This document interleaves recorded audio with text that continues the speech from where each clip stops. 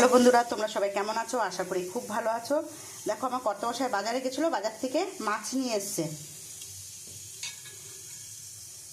এটা হচ্ছে শাইটিং মাছ। তাই এবারে আমার কর্তামশাই বললো মাছটা আলু দিয়ে সর্ষে দিয়ে ঝাল করো। তা আমি আলু সর্ষে দিয়ে কিভাবে ঝাল করব শেষ পর্যন্ত ভিডিওটা দেখতে থাকো। আমি এখানে দেখো লম্বা লম্বা করে আলু কেটে নিয়েছি, আর এখানে আমি একটা পেঁয়াজ কেটে রেখেছি, আর এখানে সর্ষেটা আমি শিলে বেটে নেব। আমি মাছটা নুন হলুদ দিয়ে খুব ভালো করে একটু মেখে নেব।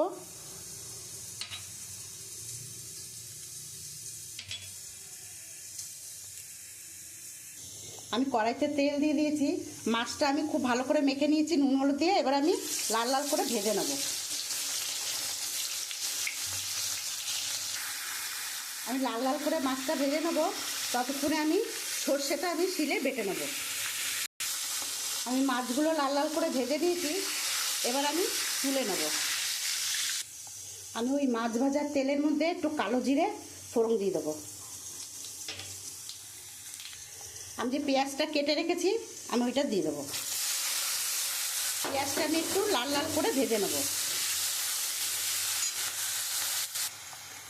আমি পেঁয়াজটা একটু লাল লাল করে ভেজে নিয়েছি, এবার আমি আলুগুলো দিয়ে দেবো। আলুটা আমি একটু ভেজে নেবো লাল লাল করে। আমি সর্ষেটার মধ্যে একটু জল দিয়ে দেবো, যাতে সর্ষেটা আমি একটু ছেঁকে নেব।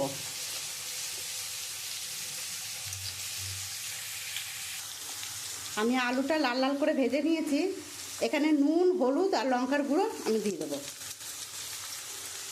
আর এখানে আমি 3টে কাঁচা লঙ্কাও দিয়ে দেবো। দিয়ে আমি মশলাটা দিয়ে একটু কষাবো। আমি মশলাটা দিয়ে খুব সুন্দর করে কষিয়ে নিয়েছি, এবার আমি সর্ষে দিয়ে দেবো। আমি জলটা রেখেছি ছেঁকে, আমি ওইটাই দিয়ে দিচ্ছি।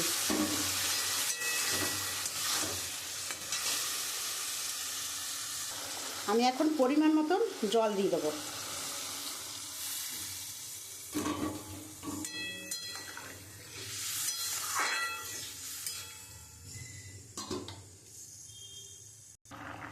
ঝোলটা ফুটে গেছে, এবার আমি মাছগুলো দিয়ে দেবো।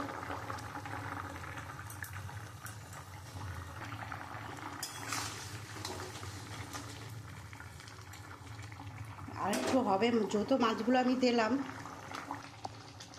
আমার হয়ে গেছে, এবার আমি নামিয়ে দেবো। সর্ষে আলু দিয়ে মাছের ঝাল হয়ে গেছে। আমার যদি এই রান্নাটা তোমাদের ভালো লাগে তাহলে একটা লাইক কমেন্ট শেয়ার করে দিও। আর তোমরা এরকমভাবে বাড়িতে করে খেও, আশা করি খুব ভালো লাগবে।